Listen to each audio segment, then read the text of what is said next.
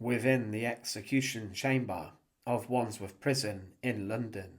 On the 3rd of January 1946, one of the most infamous British traitors of World War II was sent crashing through the gallows by experienced executioner Albert Pierpoint. Lord Haw Haw, William Joyce, had during the Second World War aimed to demoralise the British people, and he made radio and propaganda broadcasts for the Nazis.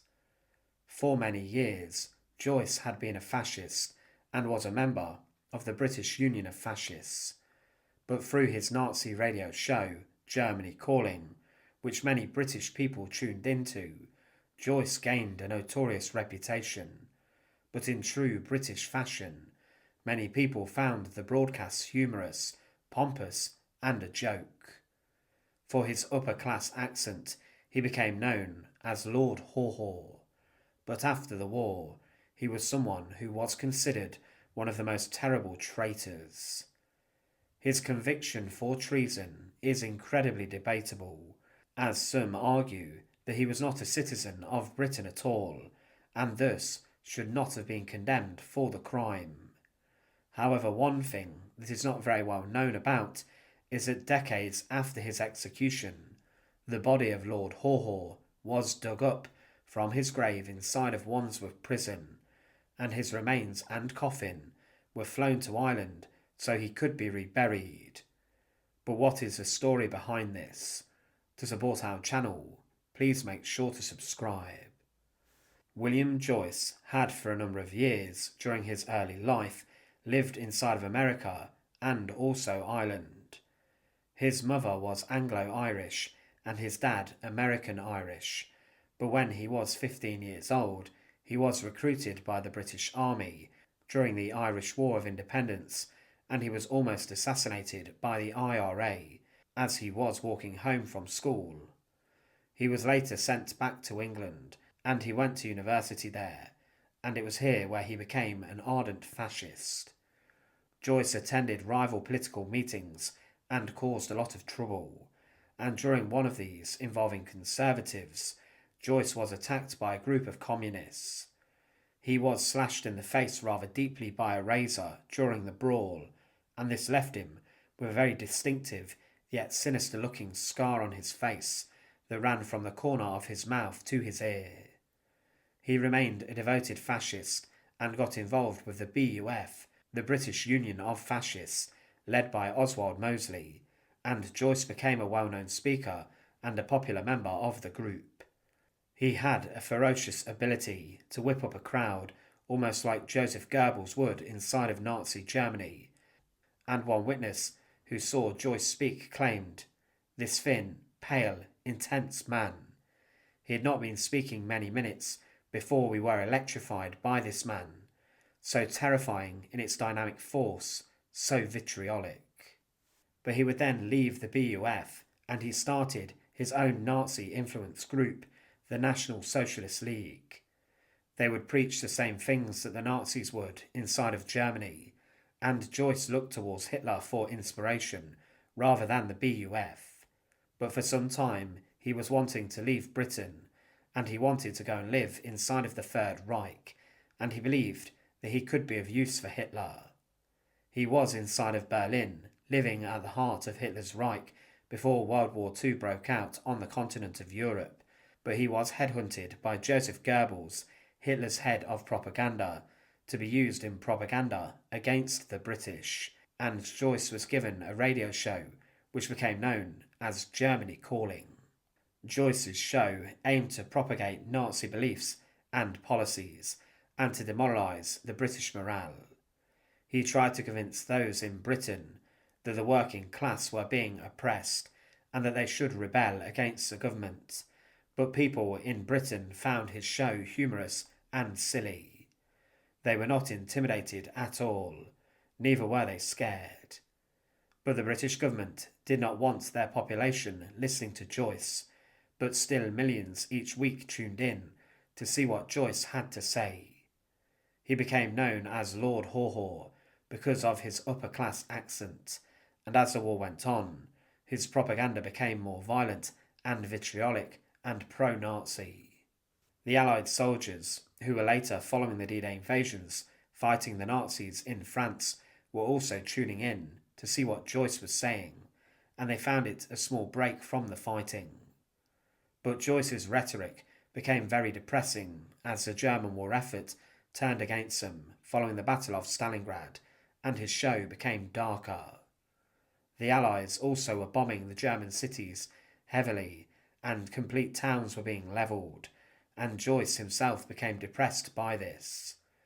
He would make his final radio broadcast inside of Berlin on the 30th of April 1945, the very same day that Adolf Hitler died inside of his bunker a short distance away.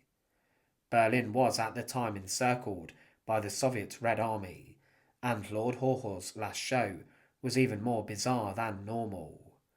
He was rambling and incredibly drunk, and stated that the Soviets were the enemy not to be trusted, and he signed off with a final Heil Hitler, bidding the listeners farewell once and for all.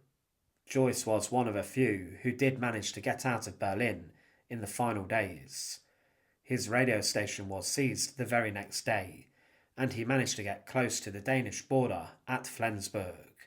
He was with his wife, and they planned to flee to Sweden, but they decided for some time to live inside of a small village. But the British knew exactly who Lord Haw Haw was, and they were searching for William Joyce. A special detachment of soldiers, known as T-Force, arrested him on the 28th of May 1945. He had gone for a short walk with his wife to the village of Kurfermoila, and he tried to get some food and supplies, but following an argument with his wife, Joyce walked through the woods on his own, taking the wrong shortcut. He was spotted by British soldiers, and as they approached, he went to get out his false identity papers. One of the soldiers, Lieutenant Geoffrey Perry, thought he was pulling out a pistol or gun, and he then shot Lord Haw Haw and arrested him. When he was taken to a military hospital, it was clear that the British had their man. They had taken Lord Haw Haw alive. He was treated for his gunshot wound inside of a hospital and was repatriated back to Britain, where he was then placed on trial. He was regarded as one of the most serious British traitors of World War II, and the government pursued the death penalty against him. Joyce was tried on 3 counts of treason, but he claimed that he was never a British citizen, as he had lied about his country of origin to obtain his passport, and argued that because of this, his citizenship was invalid, and therefore he was not a British citizen, and thus could not be convicted of treason against the British Crown. Despite this, Joyce was sentenced to death, and he was locked up inside of Wandsworth Prison to await his execution. Whilst on death row, he wrote a letter stating, "In death, as in life, I defy the Jews, who caused this last war, and I defy the power of darkness which they represent. I warn the British people against the crushing imperialism of the Soviet Union.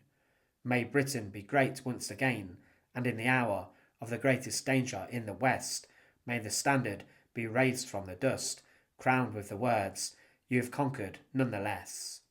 He also stated that the Third Reich would live on and the swastika be resurrected.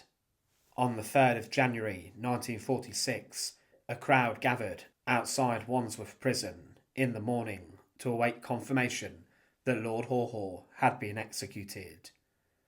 On the day of his execution, he awoke early and refused breakfast and only drank a cup of tea. At 8:59 a.m, the governor of Wandsworth entered the condemned cell where he was inside, and Joyce was told that the execution would now take place. The execution chamber was through an adjoining door, and Joyce's knees went weak as he walked into the chamber.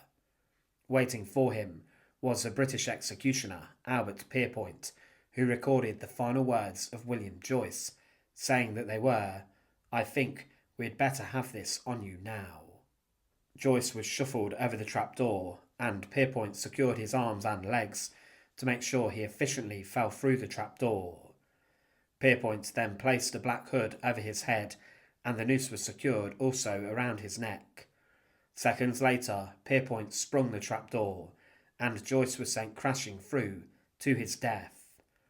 The force of the drop was so sufficient that the scar on his cheek burst open, and he was left bloodied, but the execution was successful. However, following this, his body was then cut down from the gallows, and he was placed inside of a wooden coffin. The coffin was carried out to the courtyard of Wandsworth Prison, where the burial ground for those who were executed or who had died was established. Also inside of here were the bodies of other spies and some murderers. William Joyce was placed inside of a roughly dug grave, and the location of his burial was recorded. It's not known whether a marker was erected for his grave, but it's most probable that the remains were buried in an unmarked grave. Some sources claim that earlier bodies were covered in lime to speed up the decomposition process at Wandsworth, but this did not happen with the body of Lord Haw Haw. From 1946 until August 1976, for 30 years, the remains of William Joyce lay inside of Wandsworth Prison's burial yard. But then, after much petitioning by his daughter, Heather Landello, the remains of Joyce were dug up from Wandsworth Prison. They were most probably placed inside of a new coffin, which has been described as a white coffin, and they were to be repatriated to Ireland, and specifically a cemetery in Burhamore in Galway. His daughter had asked for many years for him to be moved to Ireland, and Joyce's final wish was for him to be buried inside of Galway. He had lived inside of Galway for a number of years, and the remains of Joyce were flown from a London airport to Ireland. The body was received by a priest, and a funeral ceremony took place inside of a small church in Galway. There was a requiem mass carried out in Latin, and the plain white coffin of Lord Haw Haw was placed into a grave in the graveyard, which had previously been dug. Today the grave of William Joyce, Lord Haw Haw, is marked by a white marble memorial cross, and the specific plot is outlined by white marble too.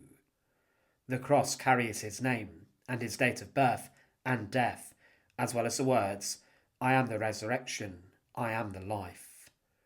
He still remains in this grave, his body not been disturbed since. The case of William Joyce is a troublesome one, as he was someone who disputed whether he could be condemned to death for treason and betraying the British or not. But regardless of this, he was someone whose work during the Second World War aimed to demoralise and have disastrous effects upon the British.